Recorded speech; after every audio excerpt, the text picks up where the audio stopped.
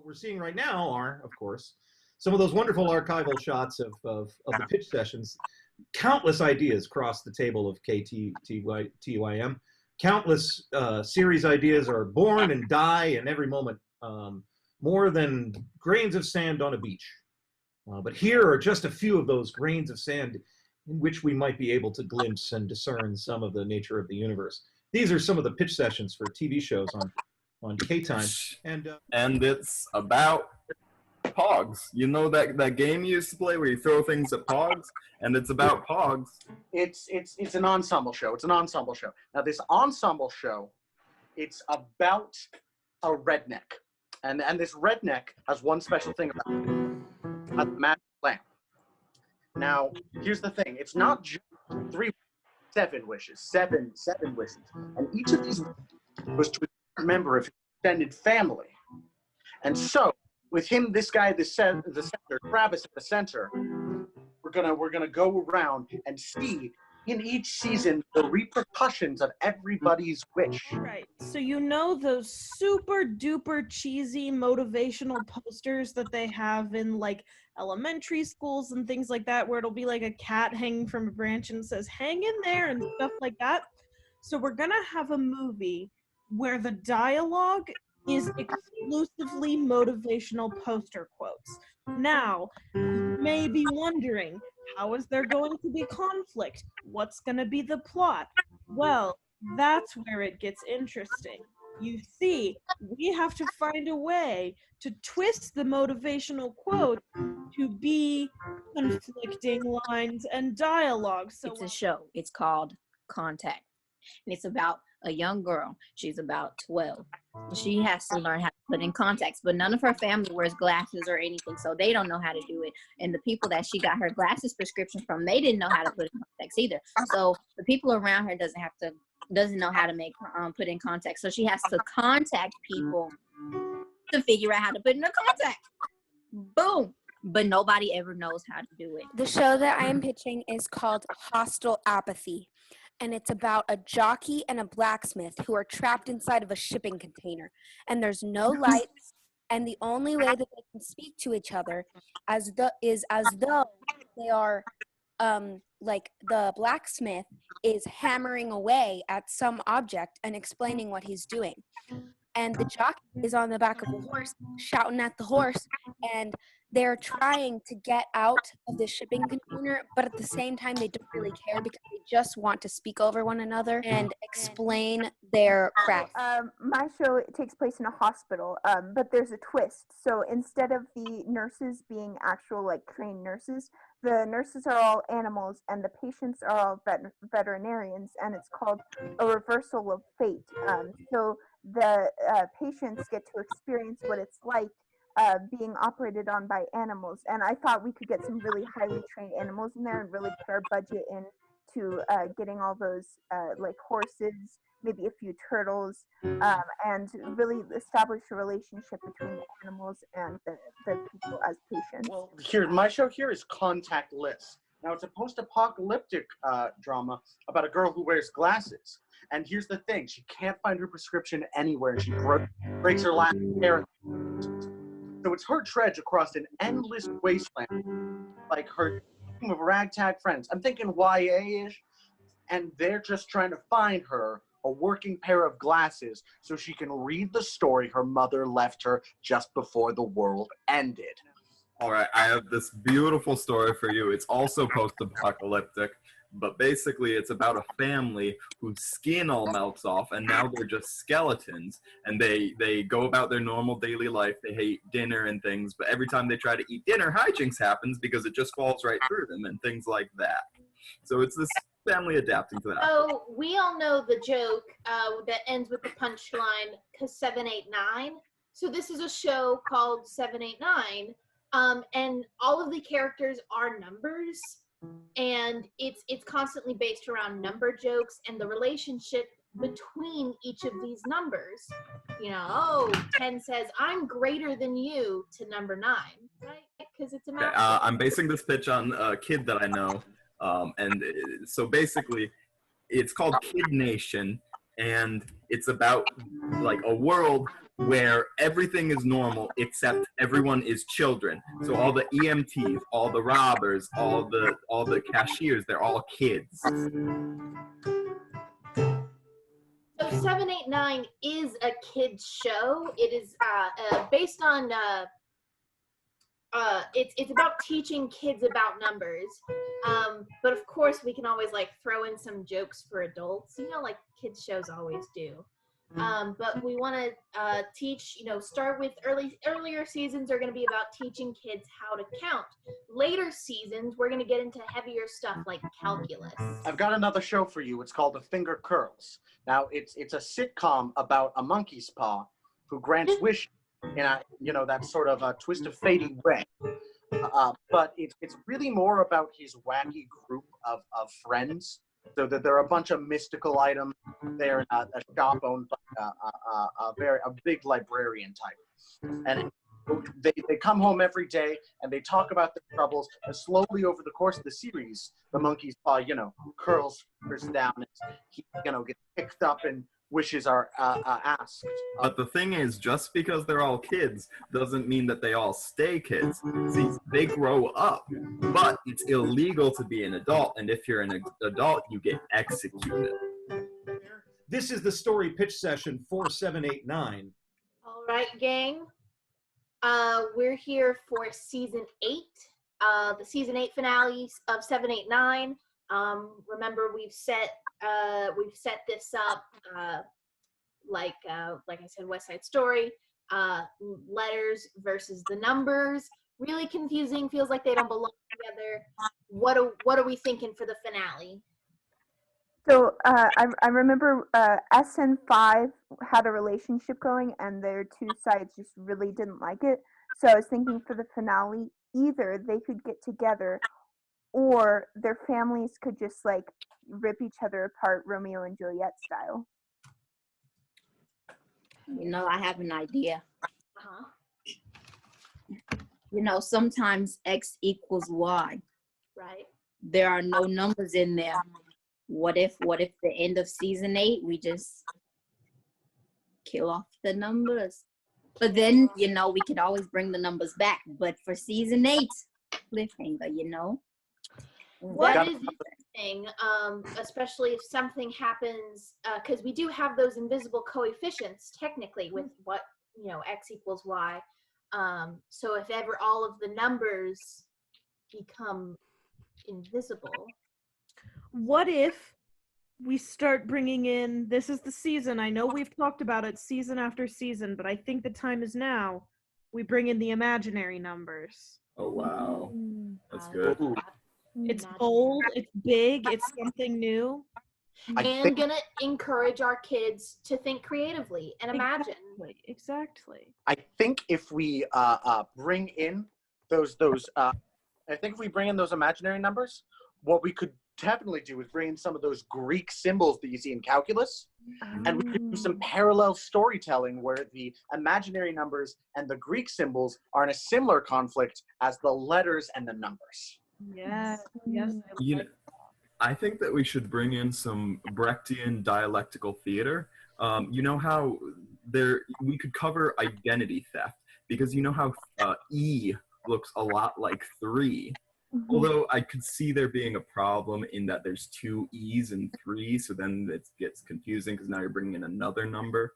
But I think it's really important that because this is a kids show, we should have the numbers in a appealing setting to kids. So like maybe underwater theme on a pirate ship, and all the numbers are, while they're doing, being a part of math, they're also quarreling in some way with swords, or make it, add a little backbone to the math part.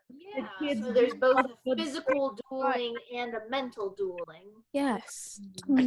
I think if we do like a nautical theme, what we could do is we could all have them racing to something, right? We could all have them trying to find something, and maybe it's time. It's like time. I know we've been thinking about this for like so many seasons. I think it's time we bring in that MacGuffin, the perfect number.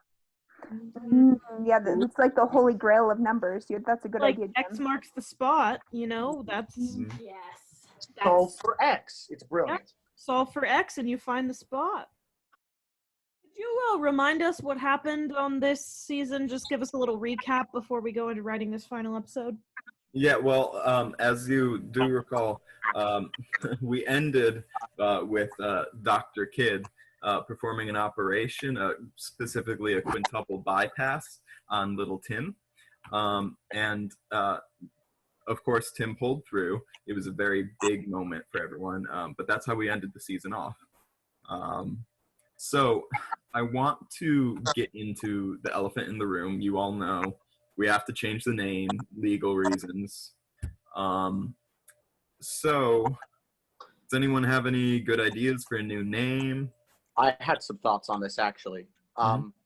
You were thinking about going for that Western setting for the second season, right? Yeah. I was thinking we could go for country for young men, like sort of play with that. You see what I'm doing? Okay. Okay. Well, I like that, but I do foresee a problem in that the title does seem a little exclusionary. You know, there are young women too and non-binary genders. What was I Go ahead, Liv. yeah, I'm thinking we do something kind of similar to American Horror Story, where that way we don't lose our audience or they think we don't know what we're doing or that we're like making this up on the spot. But we make it a thing, right? And we change the name of the show every single season. Ooh. So that we could do a country, like a Western season, and that's the title. So we can utilize that. And then as things change, as characters develop or, you know, settings change, and we get to change the name of the show every time. I love your idea, Liv, and I want to build off of it because I just had my own idea, and you guys can say you hate it. But my idea is we follow the main characters along their journey, and next season it becomes Teen Nation. Oh. I hate it. Hey, get out of my head. I thought the same thing. Middle-aged Like Rugrats nation. all grown up, I thought the same thing. And the thing is, as the seasons progress, the main characters get closer and closer to their execution date. We have built-in suspense there, people. This is true. This is true. And I think our audience will really be able to relate to that as they grow up with this show and get to relate to their characters. Exactly. And then experience that true loss when they do get to that execution date. Yeah, which is reality, and we are also all children. We all know this. I don't know why I'm saying it out loud. Because we didn't know until just that moment, and I'm really glad you said so. Now, our final meeting is, of course, the writing staff on A Finger Curls, which is about the monkey's paw. We take you now to the writers' staff meeting for A Finger Curls. Okay. So we've set up two major plot points that we need to resolve by the end of the season. We've introduced a second monkey's paw. We were thinking maybe romantic lead or friend. We hadn't really decided what we were doing with that. We also decided on the first day that at the end of this season, we wanted to use the first wish, but we haven't been able to decide on what that wish will be. Anybody got any thoughts? I mean, we Just could. wish for more wishes. Yeah, that's what I was going to say. We go with the classic. Like, But see, We've that talked- always raises a question for me. When people say, I want more wishes, I'm like, how many more wishes do you want? Do you want infinite wishes? Do you want 5 more wishes? Do you want 100 more wishes? How many more wishes do you want? And if we grant more wishes, does that mean the monkey's paw just gets more fingers? Or do we We've- get we've more also- paws? And is that ethical? Or does the monkey's paw just turn backwards into a whole monkey? Also, one of the things that we had decided is that with every wish, we wanted to do an ironic twist. So I like the more wishes idea is something, we've talked about it for weeks, but we've yet to really get an ironic twist down for that more wishes idea. Well, if Jennifer didn't have the idea of killing off Bert, we could have had Bert wish for something ironic. Oh my God, Jeffrey, That happened 4 seasons ago. I can't believe you're still on that. The fans loved it. They hated him. He was my baby. Okay, so then how about we compromise and we have somebody wish to bring Bert back? No, If I you know, refuse. We're not okay, bringing but Bert back. it's Okay, only, then what I if think we that only we did should it for, kill like, an off Cleo. episode? Like a guest star thing. So then he Okay, can play his part. Killing off Cleo is too far, okay? Cleo is who the audience wishes for, okay? Okay, They so want Bert to be gets to have Cleo. this gruesome death where he dies in a freaking punji pit, but Cleo gets to go on living. It doesn't make sense to me. Well, Cleo brings in the ratings. So there we are. To the kids. Our highest rated Guys. episode was when Bert died. If we brought him back, we could kill him Exactly. again. Tell you Bert died. something. Guys. Everyone wants to see him gone. Hold on, Okay. he might be onto something there. We I've bring got a- Bert back and immediately kill him again. No, I've got a That's- compromise here I think that you guys might like. Oh? Go ahead. We have both Bert and Theo, but they're undead. Half alive, half dead. Zombies? Yeah.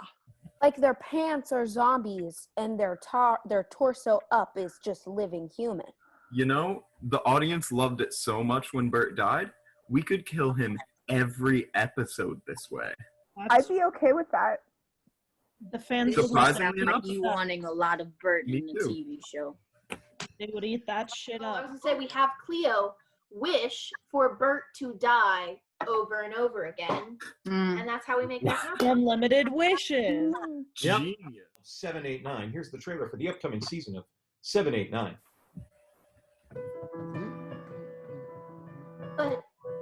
But Five, I love you. Yes, You I don't love love me. You just love the idea of me. One romance. No, that's not true.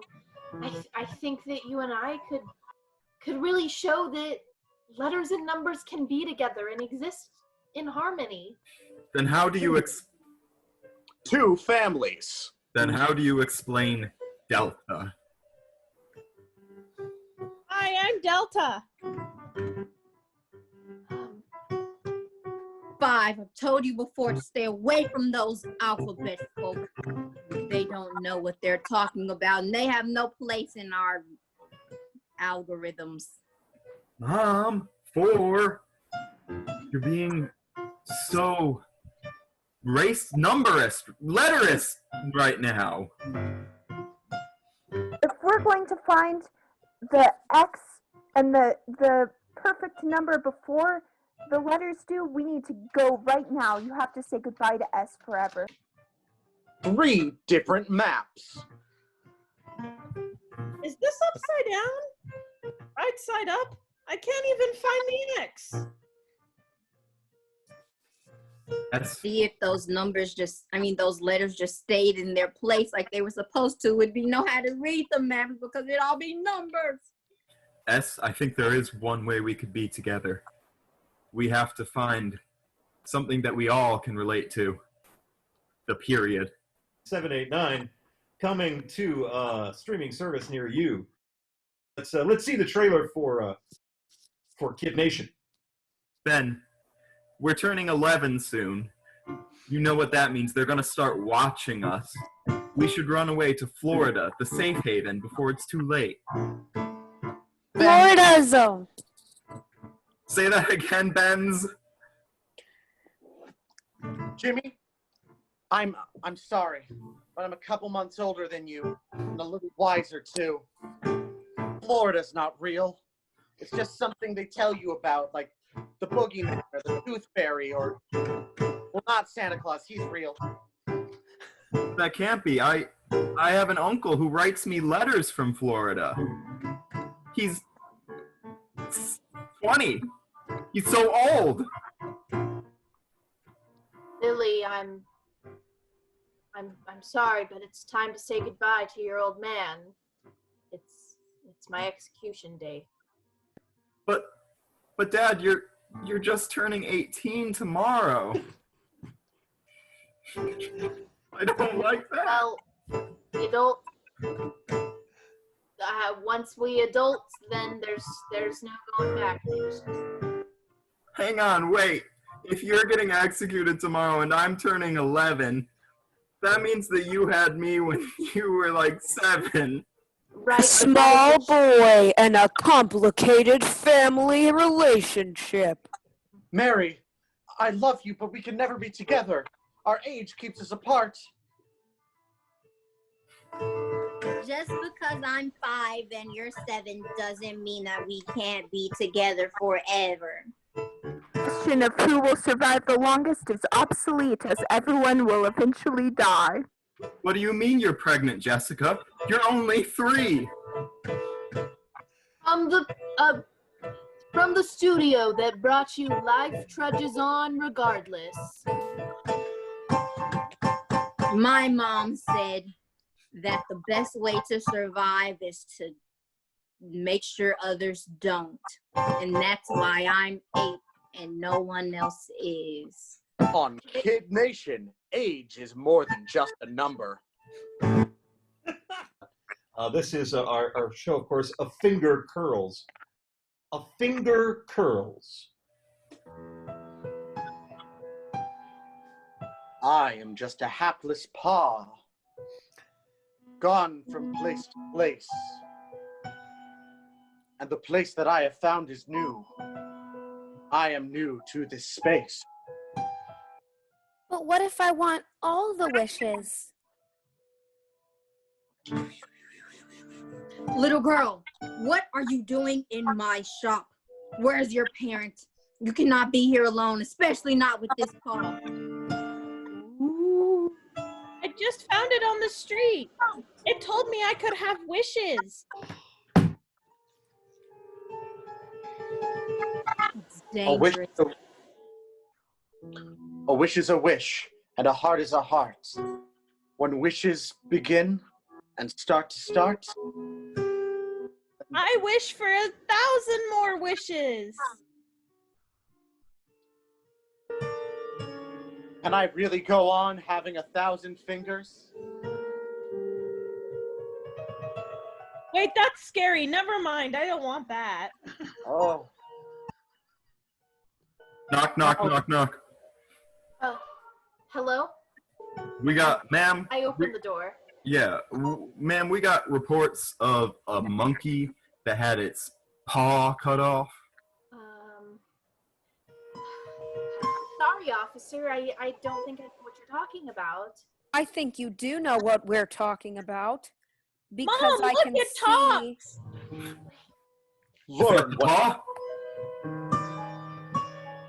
Learn what fate has in store for you. Yo, run! I wish that I were safe and there were no police that I have. If wishes were horses, you'd tune into A Finger Curls. A Finger Curls. This upcoming season has more wishes, more murders, more complications, and more moral quandaries than even a single episode of Life Trudges On Regardless. That's right. We are the Austin College Improv Troupe, and we are Abby. Diara. Chloe.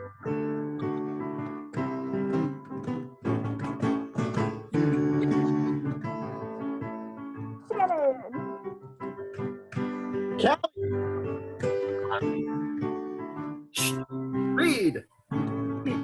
Liv. And John.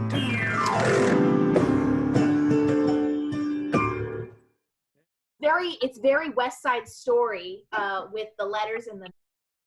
What did we Those were say? choices you made. Yeah. See,